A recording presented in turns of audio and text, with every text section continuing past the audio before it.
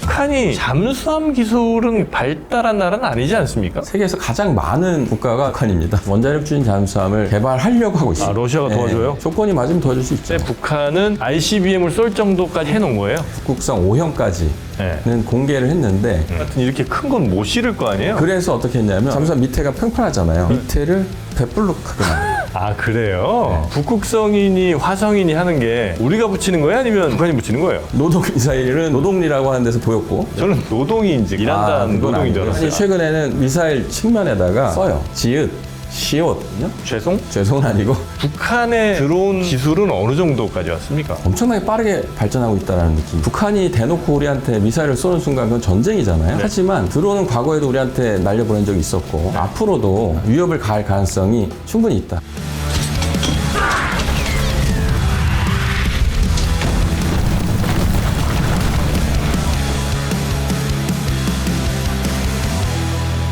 각 분야 최고의 전문가들을 모시고 깊은 인사이트들 나눠주시는 시간이죠. 오늘은 지난 1부, 지난 시간에 이어서 2부 북한의 최첨단 무기들 그리고 전략 무기들 어느 정도 수준까지 왔는지 또 혹시 우리는 그 대응에 어느 정도까지 또 준비가 돼 있는지 이런 이야기들도 한번 이어서 나눠보도록 하겠습니다. 역시 이번 시간에도 국방연구원 이상민 미래전략연구실장님 함께 하시고요. 안녕하십니까? 그러면 지난 시간에 저희가 이제 북한의 뭐 열병식 때 등장했던 여러 무기들, 특히 이제 맨 마지막에 등장한 그 화성 20호, 어마어마하게 길고 이동시키는 트럭 바퀴수만 22개 달린 어마어마한 그 길쭉이 무기, 그 얘기도 좀 해주셨고, 그다음에 화성 16 나형, 요게 이제 중거리쯤 되는 중장거리라고 보통 얘기를 하죠. 그 미사일 얘기도 좀 해주셨는데 이번 시간에는 북한이 이미 갖고 있는 걸로 알려진 그 SLBM부터 시작해서 또 여러 무기들 한번 좀 여쭤보도록 하겠습니다. 북한이 그러니까 미사일 기술은 좀 발전한 건 알겠는데 잠수함 기술은 그렇게 발달한 나라는 아니지 않습니까? 맞기도 하고 안 맞기도 하고 개수로 따졌을 때는 세계에서 가장 많은 잠수함, 잠수정 포함해서 국가가 북한입니다. SLBM은 예를 들면 화성 20형 같은 이렇게 큰 건 못 실을 거 아니에요? 못 실습니다. 그런데 그 기술이 그 기술이에요. SLBM도 똑같은 미사일 기술을 사용하는 건데 바다에서 쏘는 거, 잠수함에서 쏘는 그 차이밖에 없습니다. 중국 같은 경우에도 중국이 아까 DF라고 해서 뚱펑 계열의 미사일을 이제 탄도미사일을 쓴다고 얘기했는데 그렇게 ICBM으로 개발을 해놓고 그거를 조금 개량해서 잠수함에 집어넣습니다. 중국이나 북한이나 미국을 상대하려면 만 킬로 나가야 되잖아요. 근데 잠수함이 한 2,000킬로 나가주면 나머지 거리는 SLBM이 커버해주면 되는 거예요. 그렇기 때문에 한 8,000km는 날아가야 되니까 그 정도 되면은 ICBM급의 추진력을 갖고 있어야 되는 거죠. 그래서 ICBM으로 개발했던 미사일들을 좀 뚱뚱하게 만듭니다. 아, 그래요? ICBM은 보통 2단 내지 3단으로 단 분리를 해서 날아가거든요. 땅에서 보낼 땐 좀 길게 쏴도 되는데 잠수함에서는 너무 길면 이게 안 들어가니까 뚱뚱하고 짧게 만듭니다. 그래요? 북한도 지상발사 탄도미사일을 화성이라고 부르는데 바다에서 그러니까 물속에서 쏘는 잠수함 발사 탄도미사일은 북극성이라고 부르는데 특이하게 북극성이 영어로 하면 폴라리스예요. 그렇죠. 북극성이죠. 미국의 초기 SLBM 이름이 폴라리스예요. 그래요? 미국 따라하는 거 맞습니다. 아니 근데 그 북극성이니 화성이니 하는 게 우리가 붙이는 거예요? 아니면 북한이 붙이는 거예요? 명칭을 좀 정리하고 갈 필요가 있는데 화성이나 북극성은 북한이 붙인 거예요. 북한이 사용하는 명칭이에요. 근데 이게 최근 들어서 최근이라고 하는 건 김정은 시대에 들어서 아주 친절하게 이건 뭐야? 라고 열병식도 많이 열어주고 노동신문이나 조선중앙TV에서 발표를 해주니까 우리가 아는 것이고 과거에는 발표를 안 해줬어요. 그러면 거기에다가 우리가 임시로 번호를 붙입니다. 노동미사일 뭐 이런 거? 그렇죠.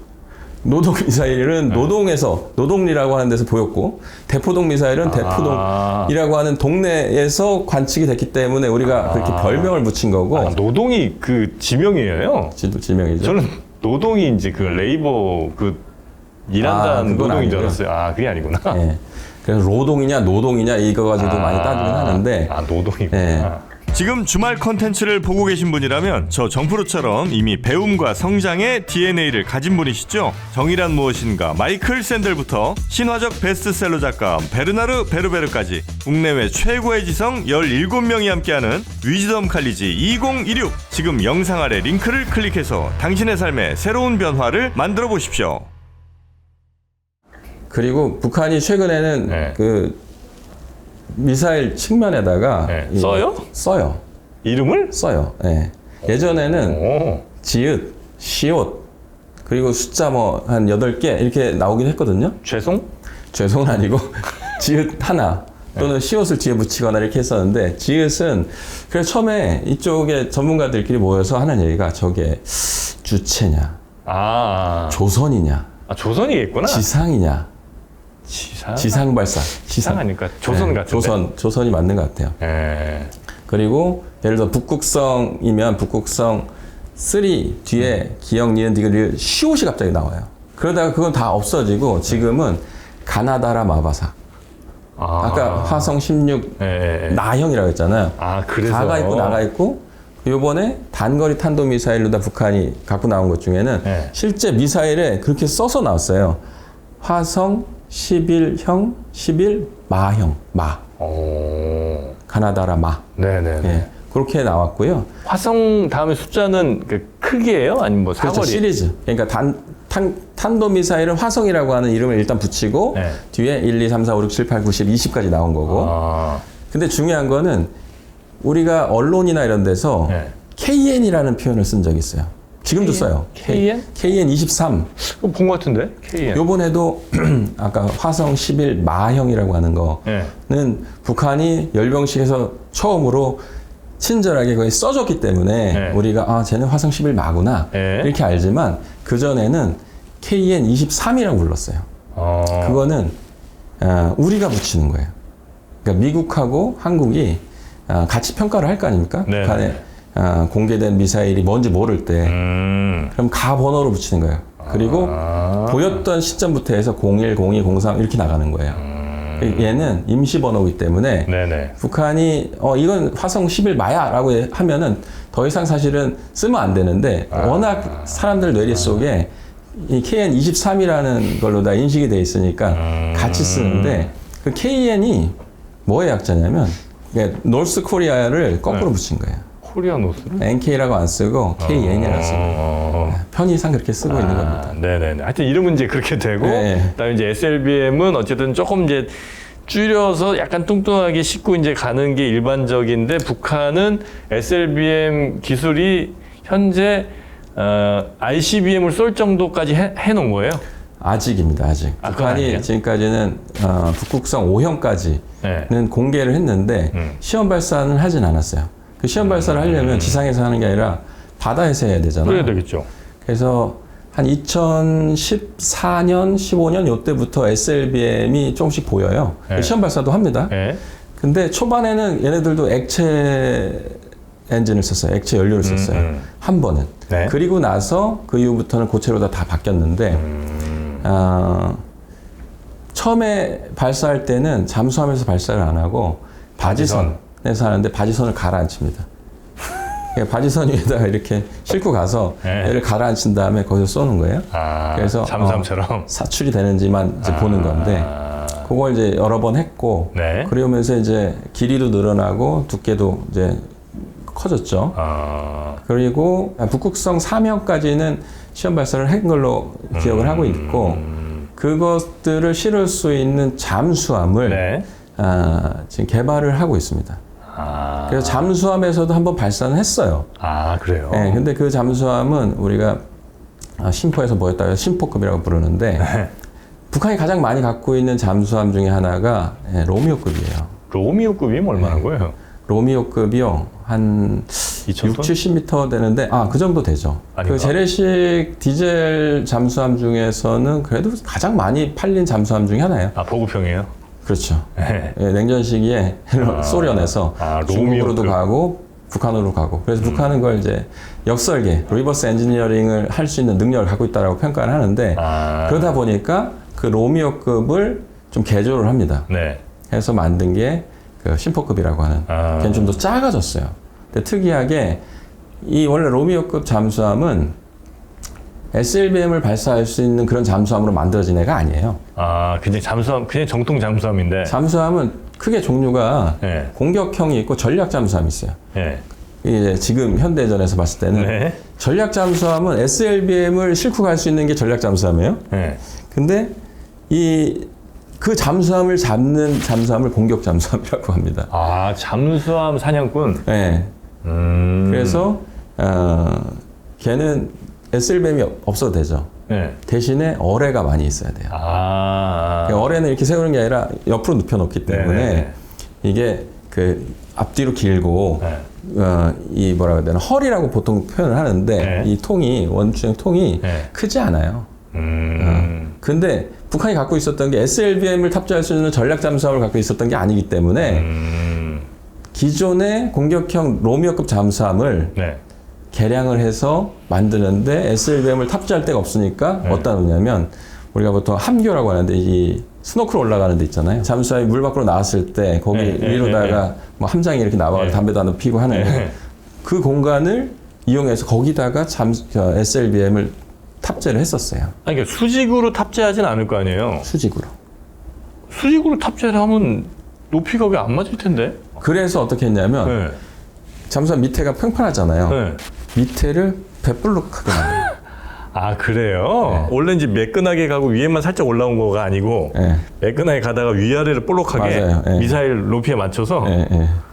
그래서 그 골프급 잠수함이 실은 북한으로 넘어갔어요. 냉전이 붕괴되면서 몇 척이 넘어간 걸로 알고 있고 네. 그러다 보니까 그 안에 들어가는 그 SLBM 사출 장치 네. 이런 것들이 그대로 넘어간 거고 그래서 그걸 가지고 북한이 SLBM을 만들 수는 있는데 골프급을 그대로 쓸 수는 없고 네네. 해서 자기네들이 갖고 있는 기술은 로미오급 잠수함을 리버스 엔지니어링 역설계할 수 있는 능력이 있다는 거기 때문에 예. 그걸 이제 조금 손을 봐서 심포급 잠수함을 만들었던 거죠. 근데 지금은 네. 거기서 끝난 게 아니라 그 원자력 추진 잠수함을 개발하려고 하고 있어요. 북한이? 북한이. 핵잠까지 좀 힘들지 않을까요? 힘들다고 평가들을 많이 하죠. 네. 그런데 북한이 독자적으로 하기는 힘들 수 있는데 네.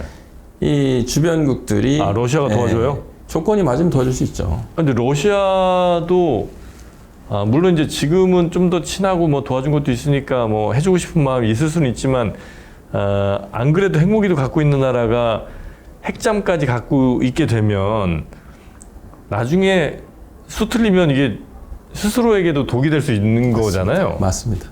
그래서 그거를 그렇게 주면 안 될 것 같은데. 그래서 네. 줄 수도 있고 안 줄 수도 있다고 말씀드린 이유가 네. 원자력 추진 잠수함에서 핵심은 원자로 기술이에요. 원자로 그렇겠죠. 네. 네. 그러면 북한이 그럼 원자로 기술이 없느냐? SMR 같은 그냥 소형 원전 같은 거 아니에요? 그렇죠. 그게 이제 잠수함에 탑재된 거잖아요. 예, 그 기술까지는 없을 것 같아요. 없죠. 네. 북한의 잠수함에 들어가는 그 경수로거든요. 경수로. 경수로 우리 그 SMR 기술이 있으면 우리도 잠수함에 넣으려고 하면 넣을 수 있어요. 네, 네. 그리고 우리나라가 세계적으로 원전 기술은 알아주니까 예. 우리는 다 거의 대부분 경수로입니다. 예. 월성에 있는 중수로 몇 개 빼고는. 근데 북한은 핵을 개발하는 과정에서 영변의 원자력 발전소를 운영을 했죠. 걔는 경수로가 아니에요. 흑연 감속로라고 해서 흑연? 흑연을 이용하는 이제 체르노빌하고 유사한 상태인데 걔는 원전에 쓸 수 있는 게 아니고 흑연 감속로를 만든 이유는 흑연이 많으니까 일단은 그렇게 시도를 했던 거고 예. 그리고 거기서 플루토늄을 생산하기 위해서 그걸 만든 거지 원자로 기술 때문에 한 건 아니에요. 그런데 네. 2010년에 북한이 영변 핵시설을 공개를 합니다. 네. 갑자기 네. 공개를 했는데 그때 시험용 원자로라고 해가지고 네. 경수로 시설을 공개를 했어요.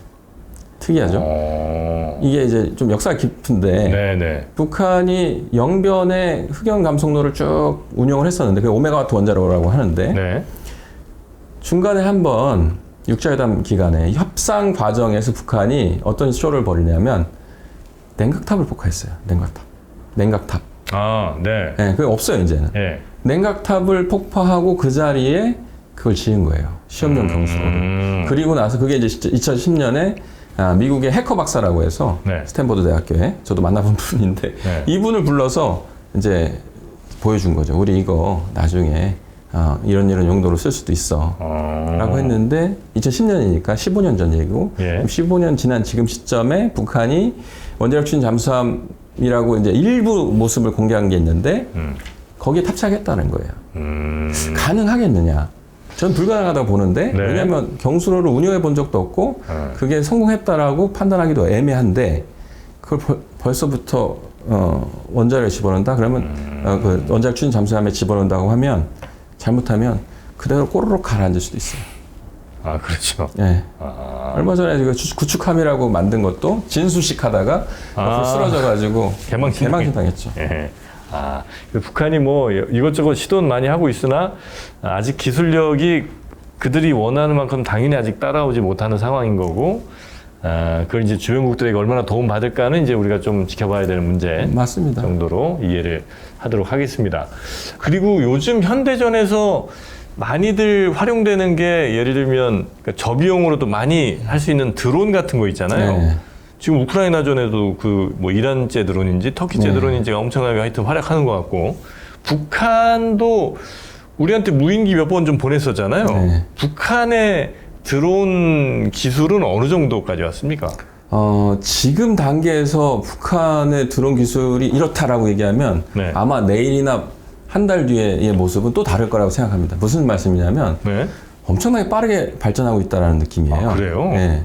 그래서 제가 2010년대 중반, 그러니까 2015년 요 어간에 북한이 우리나라로 보냈던 드론들이 우연찮게 그 추락해가지고 뭐 파란색 뭐 이렇게 네. 그거요. 그걸 이제 우리가 방연 뭐 이렇게 이름을 부르긴 했었는데 예. 거기에 있었던 광학 장비나 이런 것들을 보면 예. 민수용이에요. 니콘 카메라가 실려 있었던 거예요. 맞아요. 기억납니다. 그래서 지금 누가 거기다 니콘 카메라 싣습니까? 그쵸. 그리고 실제로 이번 열병식에 네. 북한이 그 드론을 공개를 했는데 어떤 그 박스 캐니스터라고 보통 얘기를 하는데 미사일 같은 경우에는 드론을 그 케이스에 집어넣었어요. 아까 텔이라고 하는 그 차량 뒤에다가 트럭이에요. 트럭 뒤에 3개 해서 총 6대가 들어갈 수 있는 박스를 만들어 놓고 그 뚜껑 열었죠. 그리고 거기에 하얀색 드론들이 쪼르륵 들어가 있었어요. 드론도 좀 설명을 드리자면 원래 드론의 그 선진국은 미국이죠. 뭐 그렇겠죠. 네, 원래는 지금 중국 아니에요? 지금 그러니까 이 과거 미국이 썼던 드론은 그 헬리콥터 형태가 아니고 날개 달린 형태였어요. 물론 뒤에 프로펠러 있죠. 그래서 정찰용이라든지 또는 프레데터 같은 공격용이라든지 이렇게 전쟁을 거치면서 많이 발전을 해왔죠. 고가의 무인기로. 근데 중국이 지금 그 무인기로다가 각광받는 이유는 저가의 무인기를 공급할 수 있기 때문인 거죠.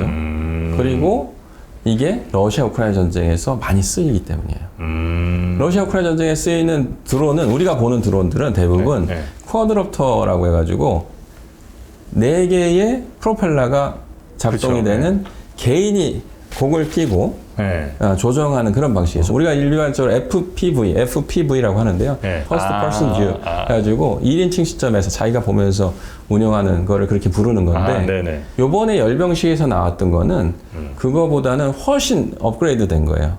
얘는 이 쿼드롭터가 아니라 비행기 형태로 비행기 형태로 되면 더 멀리 갈 수 있거든요. 그렇죠.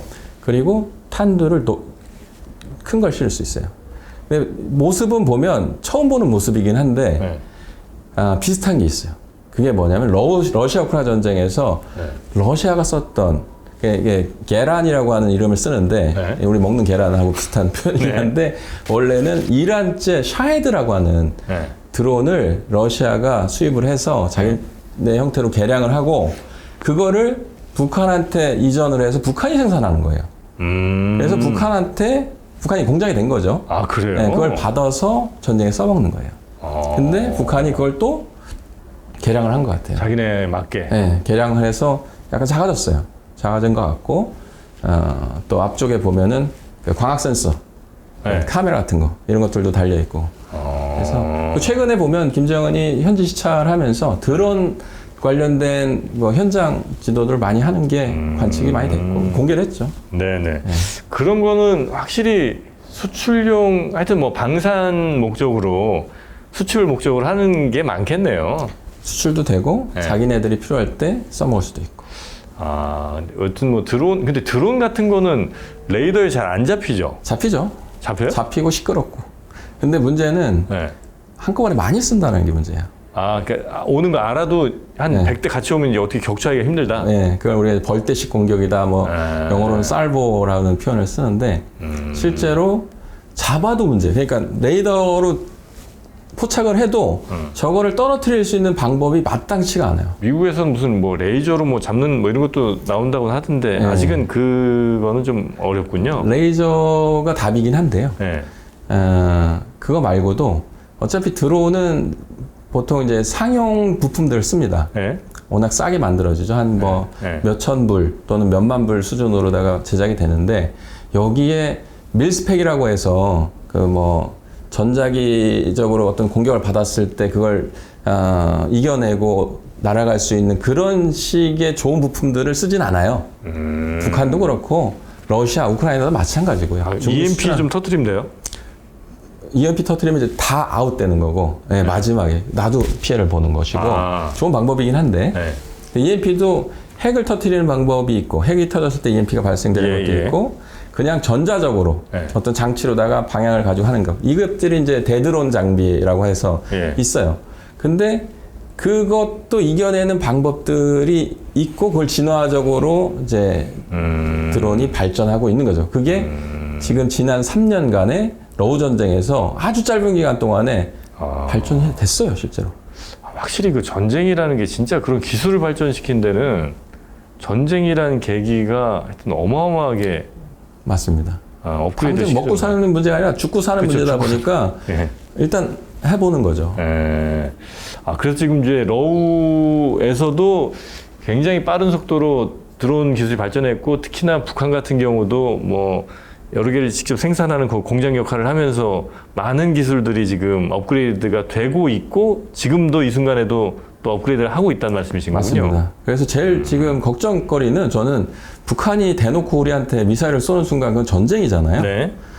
하지만 드론은 과거에도 우리한테 날려보낸 적이 있었고 앞으로도 필요하면 우리한테 드론을 이용해서 어떤 위협을 가할 가능성이 충분히 있다. 정보를 캐내는 것도 가능할 거고 그다음에 거기서 멈추지 않고 그냥 어떤 공격을 감행한다거나. 뭐 최근에 북한이 서북도서에서 크게 도발하진 않았지만 과거에는 많이 있었습니다.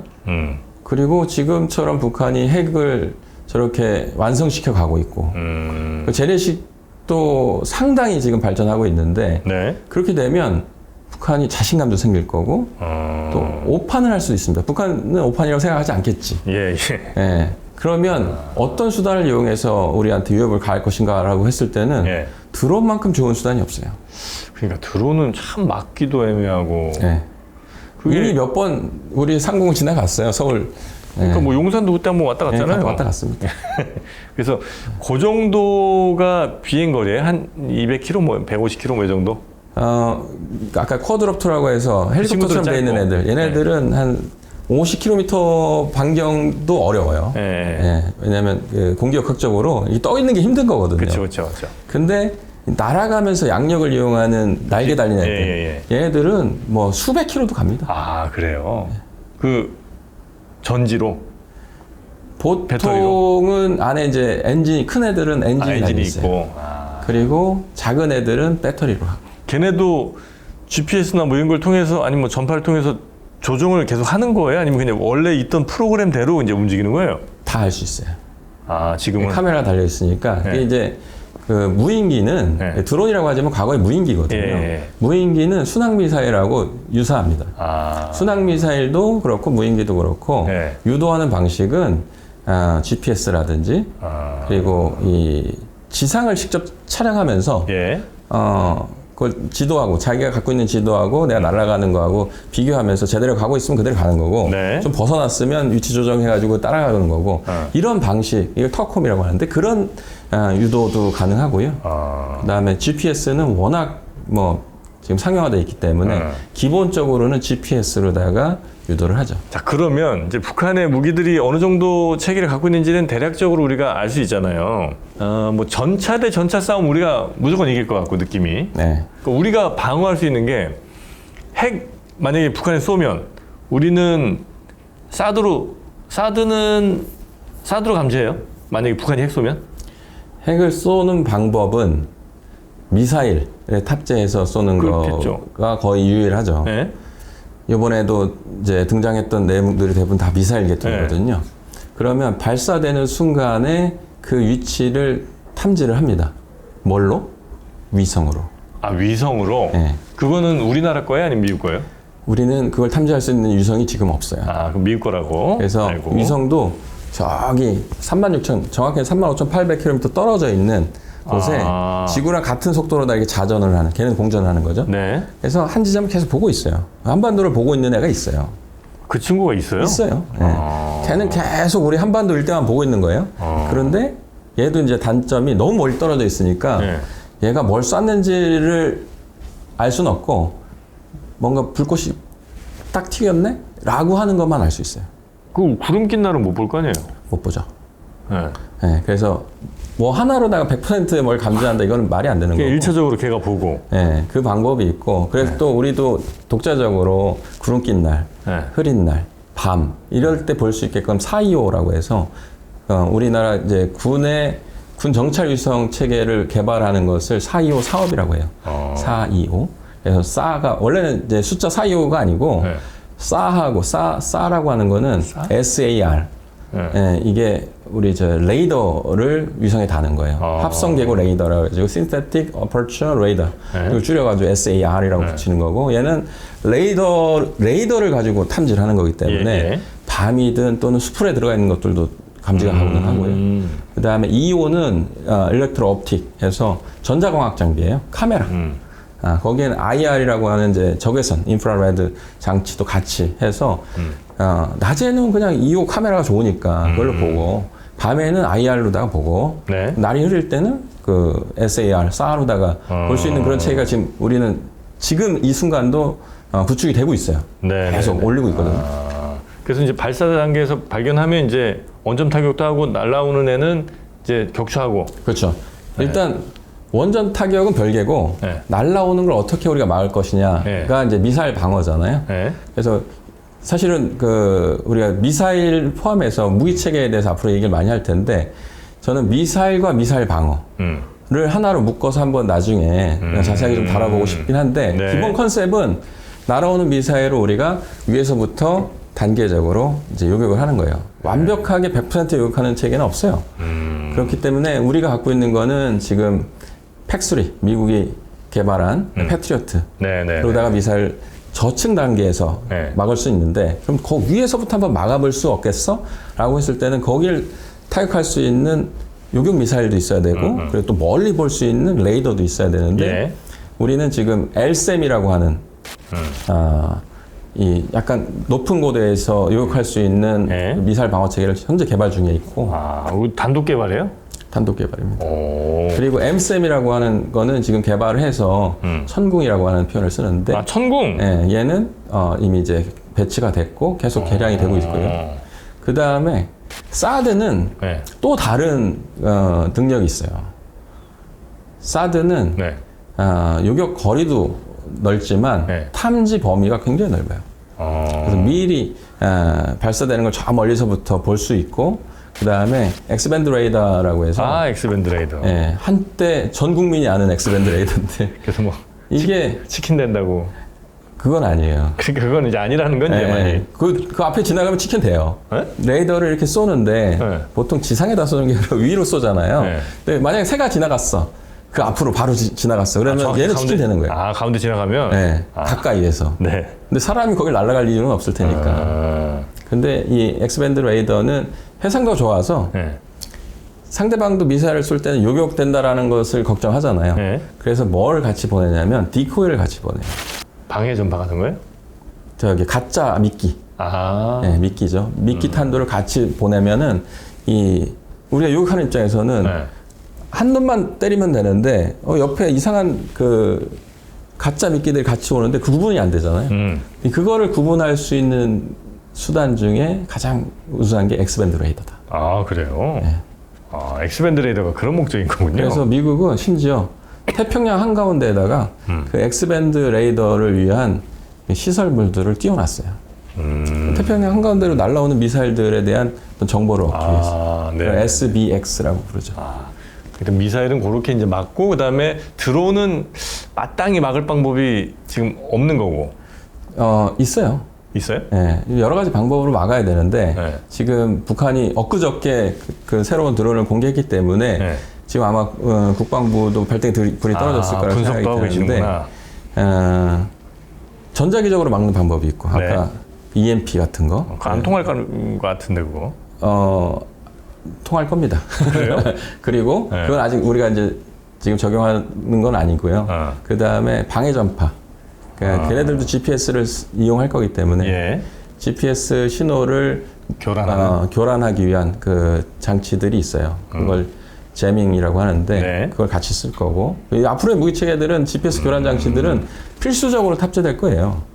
드론에 대한 것 때문에. 네. 그리고 걔도 공중에서 요격할 수 있으면 요격하면 좋은데 우리가 그 드론 잡겠다고 수억 원 하는 미사일을 쏠 수는 없지 않습니까? 네. 네. 그래서 드론을 잡는 드론이 이제 개발될 수도 있을 것이고. 아니, 그게 낫겠다. 그렇게 빠르진 않을 테니까, 그죠? 그렇죠. 드론이라는 게. 그리고 레이저.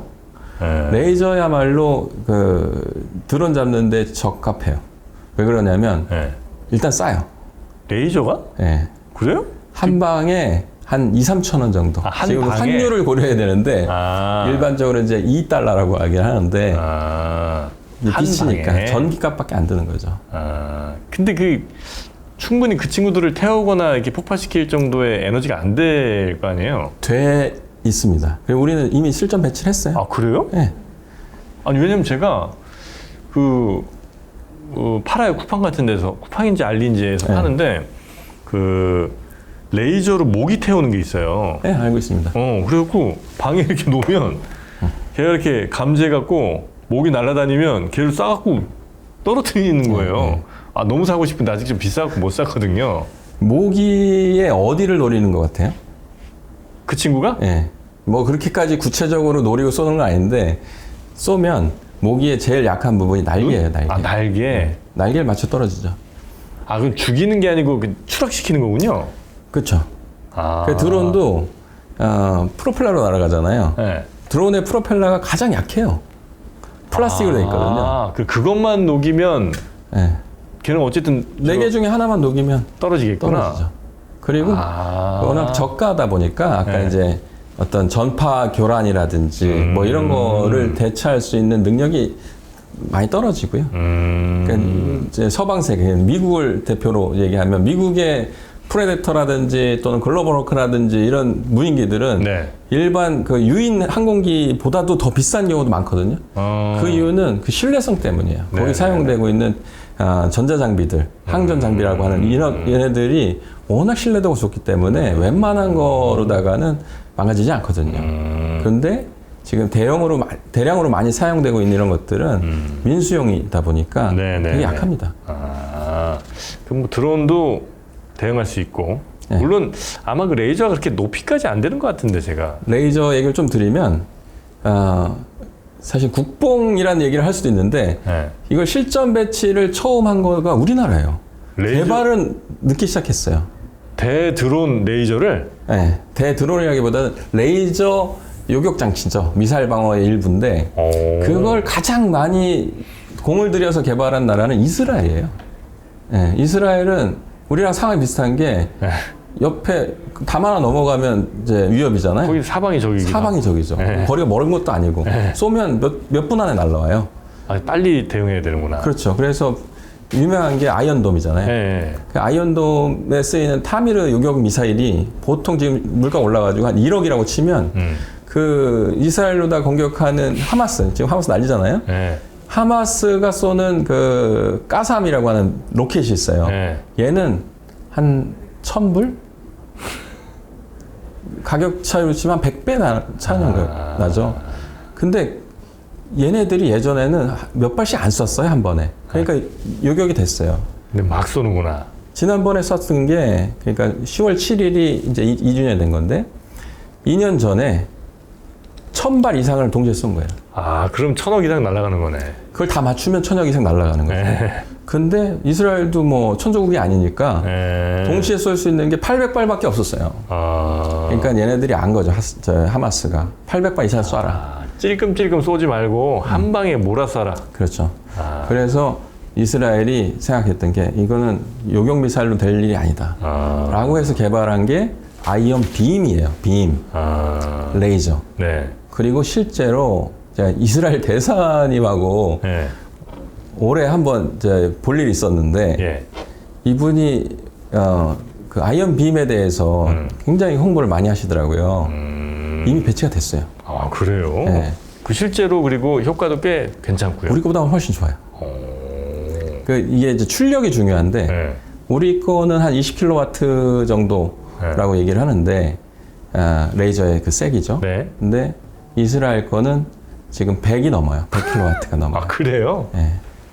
와, 저 엄청 그러니까 세네. 그 출력이 높아지면 멀리 쏠 수 있고 아. 그리고 짧은 시간에 파괴할 수가 있어요. 아, 그렇겠네요. 그 이스라엘은 원래 자체가 그 로켓 맞추려고 만든 거고 우리는 궁극적 목표는 그 미사일 방어 체계지만 예, 예. 당장 드론 날라오고 오물풍선 날라왔잖아요. 네. 그래서 먼저 지금 출력이 낮지만 배치를 한 거예요. 아, 그래요. 그리고 실제로 떨어지기도 하고요. 떨어질 수 있어요. 그 이후에 안 날라왔죠. 아, 그럼 뭐 상당히 안심이 좀 됩니다. 네, 많이 설치하고 업그레이드 계속 해야 돼요. 네네네. 빔으로 하면 뭐 저는 괜찮을 것 같은데 감지하고 바로 그냥 모기 쏘듯이 네, 네. 쭉쭉쭉쭉 쏘면 되니까. 지금 북한이 그 드론을 공격용 드론을 네. 저렇게 공개를 했기 때문에 거기에 대한 대비책으로서 뭐 하나로다가 해결할 수는 없지만 그렇죠. 여러 가지 옵션들을 같이 개발해야 된다고 생각합니다. 알겠습니다.